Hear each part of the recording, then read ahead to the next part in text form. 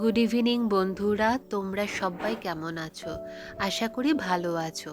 একটা সন্ধ্যা বেলায় চানাচুর আর চিড়া নিয়ে তোমাদের সামনে চলে আসলাম একটু সময় কাটাবো বলে। আর আমার গলার অবস্থা কিন্তু খুবই খারাপ, অনেক দিন পর গলা দিয়ে আওয়াজ বেরোচ্ছে। মাঝের কয়েকটা দিন আমি ছিলাম না, গিয়েছিলাম শিলিগুড়ি। বলা যেতে পারে এটা ছিল আমার প্রথম solo trip to Siliguri by bus. যে কটা দিন ছিলাম, কিভাবে কাটালাম, কি কি দেখলাম, কি খেলাম, আর কিভাবে বৃষ্টি ভিজে আবার মেঘালয় ফিরে আসলাম এই সর্দি কাশি আর জ্বরকে নিয়ে, সব কিছু জানতে হলে আজকে সঙ্গে থেকেও এই ভিডিওতে আমি সব ব্রিফলি শেয়ার করব। আমাদের এখান থেকে প্রতিদিন সন্ধ্যা 7:30টার সময় একটা বাস ছাড়ে। ওই একটাই বাস যায় শিলিগুড়ির উদ্দেশ্যে। এখানে এসি বাস নেই বা ডবল ডেকার বাস, স্লিপিং কোচ কোনো বাসই নেই। একটা ভালো বাস, সার্ভিস খুব ভালো। আমি 3-4 দিন আগে থেকেই বাসের একটা সিট বুক করে রেখেছিলাম। আর দরজায় উঠে ঠিক ডান দিকে একটা সিঙ্গেল সিট থাকে, যেটা বুকিং সেন্টার মানে বাসের যে ট্রাভেল এজেন্সি ওরা রেখে দেয় ফর দোজ লেডিজ যারা ট্রাভেল অ্যালোন করে। কেননা সারা রাতের জার্নি, এটা ওরা প্রায়োরিটি দেয়।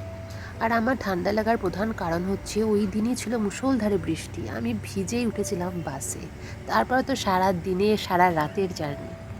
12 ঘন্টা বাস জার্নি করার পর শিলিগুড়ি এসে পৌঁছেছিলাম। তবে বাসে ওঠার আগে কোথাও না কোথাও একটু ভয় ছিল কিনা, প্রথমবার জার্নি করছি বাই বাস, পাহাড়ি এলাকা, তার মধ্যে হোল নাইট জার্নি, কেমন থাকবো।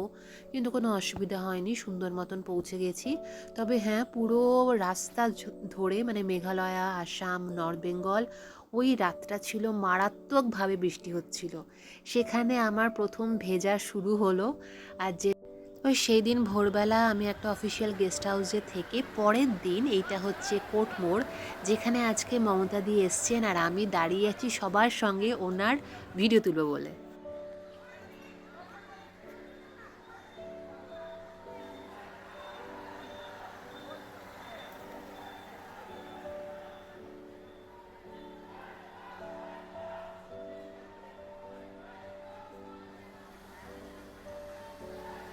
মমতা ব্যানার্জি আজকে শিলিগুড়িতে ওই বসে আছে সামনে, সাদের সাথে, এই দেখো সামনে বসে, এই যে বসা বসা বসা।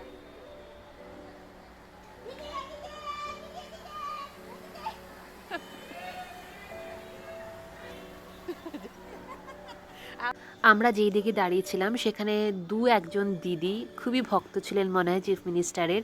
আর যেভাবে চিল্লালেন যে দিদি এই দিকে, মমতা দি কিন্তু ঘুরে ঠিক গাড়ি থেকে হাত নাড়ালেন। ইভেন পুলিশগুলো মানে হাসতে শুরু করে দিয়েছে আর বলছে আপনার গলা শুনে দিদি না তাকিয়ে আর পারল না। আমি টুকটাক মাঝে সাঝে একা ট্রাভেল করতে হয়েছে, আমি করেছি। যেমন মেঘালয় থেকে কলকাতা, মেঘালয় থেকে দুর্গাপুর, মেঘালয় থেকে গুয়াহাটি, এখন যেমন শিলিগুড়ি আসলাম। হ্যাঁ, একটু চোখ কান খোলা রেখে সতর্কভাবে থাকতে লাগে।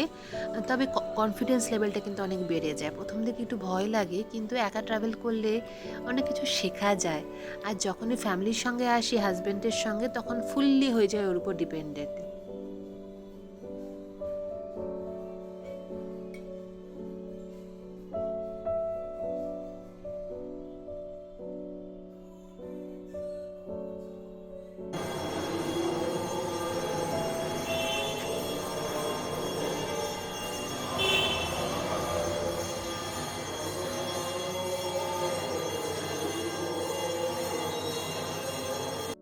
আমি ঠিক 3 দিনের ছুটিতে শিলিগুড়ি এসেছিলাম। আর আসার আগে আমার পুরো প্ল্যান ওয়াইজ ভাগ করা ছিল যে কখন কোন কাজটা করব। সকালের দিকে ইম্পর্টেন্ট অফিসিয়াল কাজগুলো করতাম আর সন্ধ্যাবেলায় আশেপাশের জায়গাগুলো ঘুরে ঘুরে দেখতাম। এরকমই প্রত্যেকটা সন্ধ্যায় আমি আসতাম সুভাষপল্লির ভারত সেবাশ্রম। এত সুন্দর এই ভারত সেবাশ্রম, প্রতি সন্ধ্যায় এখানে প্রেয়ার হতো, ঢাক বাজতো, ধনুচি, যজ্ঞের গন্ধ। মানে আমার তো মনে হতো যে ষষ্ঠী পুজো হচ্ছে যখনই ঢাক বাজতো। ষষ্ঠী সপ্তমী সে দুর্গা মায়ের পুজোর মতন। মানে সুন্দর একটা অনুভূতি, সুন্দর একটা পরিবেশ, মনটা খুব ভালো হয়ে যেত।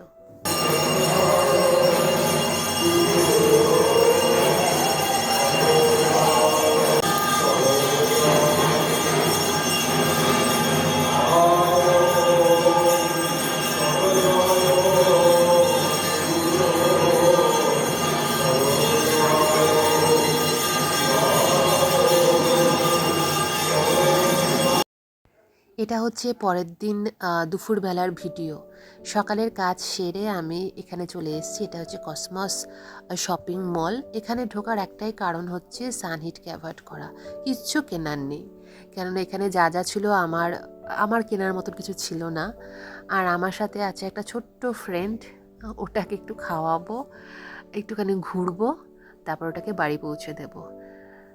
কেননা কালকে আছে আমার আবার journey back to Meghalaya.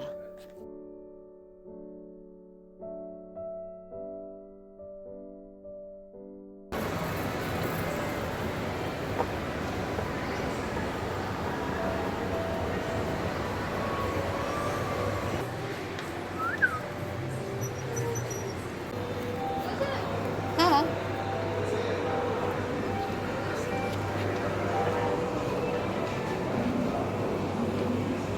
Nabab, kebab, we'll get kebab here.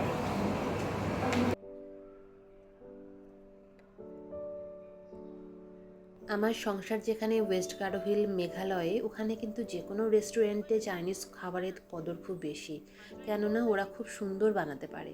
আবার কম্পেয়ার করলে সাউথ ইন্ডিয়ান ফুড তেমনি পাওয়া যায় না, বা পাওয়া গেলেও সেই টিপিক্যাল টেস্টটা পাওয়া যায় না, ধোসা স্পেশালি।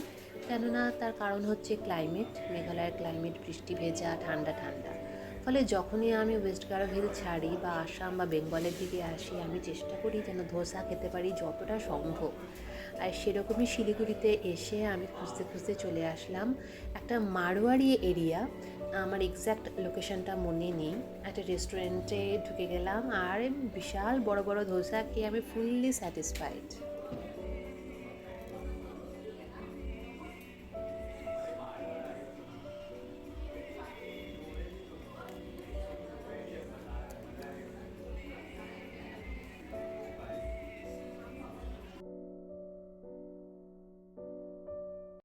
যেই কাজের জন্য শিলিগুড়ি আসা, সেই কাজ সম্পন্ন করে এবার ফিরছি আমি আমার সংসারে ওয়েস্ট গারো হিলে।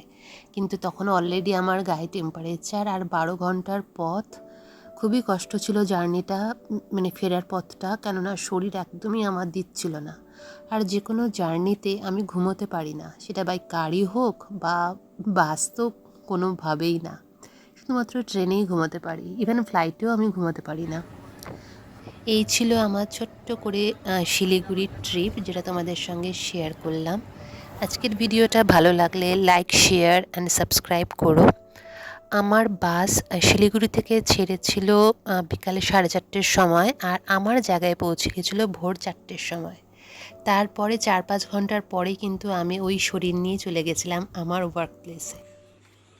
তোমাদের সঙ্গে আবার দেখা হবে নতুন আরেকটা ফ্রেশ ব্লগ নিয়ে, যেখানে আমি থাকবো একদম সুস্থ। Till then, bye bye and have a great day.